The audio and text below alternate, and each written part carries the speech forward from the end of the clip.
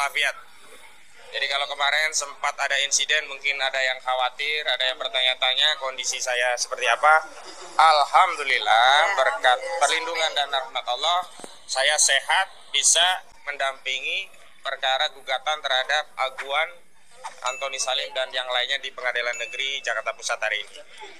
Yang kedua, kami ingin sampaikan bahwa konsep mediasi kami sederhana. Apabila saudara Aguan dan Antoni Salim, yang pertama, menyampaikan permohonan maaf karena telah melakukan perbuatan melawan hukum dengan cara melakukan tindakan perampasan tanah terhadap rakyat yang ada di Banten, bahkan juga melakukan perampasan terhadap tanah kita yang ada di laut, juga melakukan permohonan maaf karena telah melakukan tindakan pengurukan sungai dan yang lainnya. Tentu kami pertimbangkan, tapi tidak saja hanya meminta maaf. Kami akan pertimbangkan permintaan maaf itu. Yang kedua, dalam perdamaian nanti apabila mereka semuanya menyampaikan komitmen untuk menghentikan proyek PIK 2, baik di wilayah yang mereka klaim sebagai PSN di 1.755 hektar atau di luar wilayah PSN yang itu didalihkan PSN dari 6, 7, 8, 9 kecamatan sampai di Kabupaten Serang, maka itu juga akan menjadi pertimbangan tertentu bagi kami untuk menentukan sikap apakah kami akan mengambil upaya damai atau melanjutkan perkara.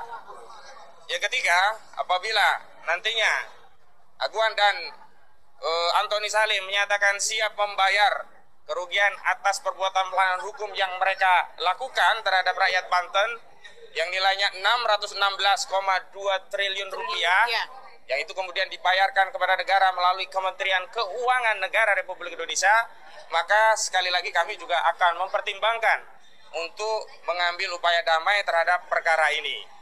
Dan selanjutnya yang paling penting adalah apabila ada pelanggaran hukum terhadap kasus ini, maka proses penyelesaian perdata ini tidak menghalangi atau menghentikan proses pidana baik yang hari ini sedang ditangani oleh Kejaksaan Agung Republik Indonesia berupa dugaan tindak pidana korupsi sebagaimana diatur di Undang-Undang 31 1999. Juga terakhir, alhamdulillah Bareskrim Mabes Polri katanya, sekali lagi baru katanya, karena sampai hari ini belum ada satupun orang yang ditetapkan tersangka baik terhadap kasus pagar laut juga terhadap kasus sertifikat di laut. Terhadap sertifikat di laut yang diambil tindakan hanya membatalkan 50 dari 263 SHGB dan 17 SHM. Kita mempertanyakan sisanya di mana, apakah mau diselamatkan? Karena kami mensinyalir di atas SHGB, SKB itu dugaan kuat kami juga diagungkan menjadi jaminan di bank untuk menurunkan kredit untuk bisnis mereka. Ini kita dikerjai luar biasa ini. Jangan-jangan penyelamatan sertifikat itu dilakukan karena sertifikatnya memang sedang menjadi jaminan di bank, sehingga tidak bisa serta-merta dibatalkan. Nah, paling penting juga kepada saudara Menteri ATR, kita tidak memberikan atensi sedikit pun terhadap apa yang sudah diambil. Saya pikir itu sesuatu yang luar biasa kemajuan. Ternyata apa yang diambil itu kuat dugaan kami hanya untuk meminabobokkan kita seolah-olah sudah ada prestasi, seolah-olah sudah ada tindakan. Misalnya 8 pegawai Kementerian ATR katanya sudah diambil tindakan karena melakukan pelanggaran berat dan diberi sanksi dengan mencopot dari jabatannya.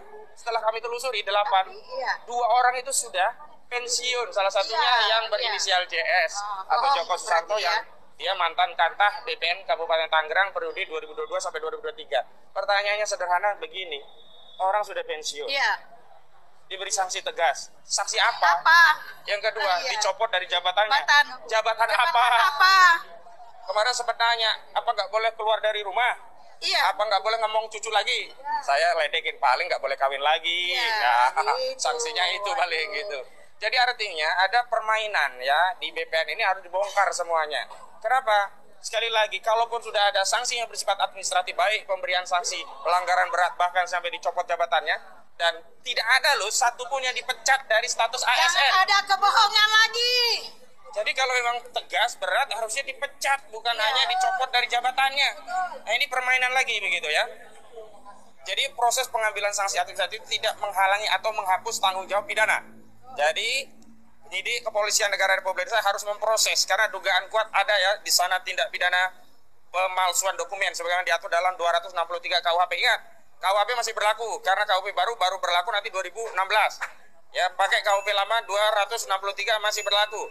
Itu pemalsuan dokumen terkait terbitnya sertifikat hak guna bangunan dan juga sertifikat hak milik di atas laut. Yang kedua, pasal 266 KUHP ya, memasukkan keterangan palsu pada dokumen otentik, yang ini juga tindak pidana kejahatan. Jadi kejahatan-kejahatan ini jangan ditutup dengan sanksi yang katanya tegas, berat, dicopot dari jabatannya, padahal ternyata pensiun. Ternihil nih, Nah, Bang. jadi harus diproses. Dan ingat, pidana terkait sertifikat ini tidak hanya di Desa Kohot, Kecamatan Paku Haji, Kabupaten Tangerang. Desa yang ada di Tangerang, seluruh desa yang ada wilayah pantai dan lautnya di Tangerang harus diproses secara hukum. Juga Pada hari apa Indonesia. ya? Pada beberapa waktu lalu kami sudah datang ke Kejaksaan Agung menyampaikan informasi tentang adanya proses permulaan untuk sertifikasi laut di wilayah Kecamatan Kronjo. Di Desa Kronjo, karena ada sejumlah warga namanya dicatut ada 17. Nah, itu harus diperiksa. Karena warga tadi mengaku tidak pernah punya lahan, apalagi lahannya di laut yang katanya didalihkan sebagai apa? Sebagai tempatnya dulu adalah tambak dan budidaya laut lainnya. Ini yang harus diperiksa. Selanjutnya, jangan sampai masalah sertifikat dan pagar laut ini ya mengabaikan kita pada kezaliman yang terjadi di daratan. Di daratan nih, Agung Sedayu ini, Aguan ini melalui Ali Hanafi, Ali Jaya ini luar biasa zolimnya.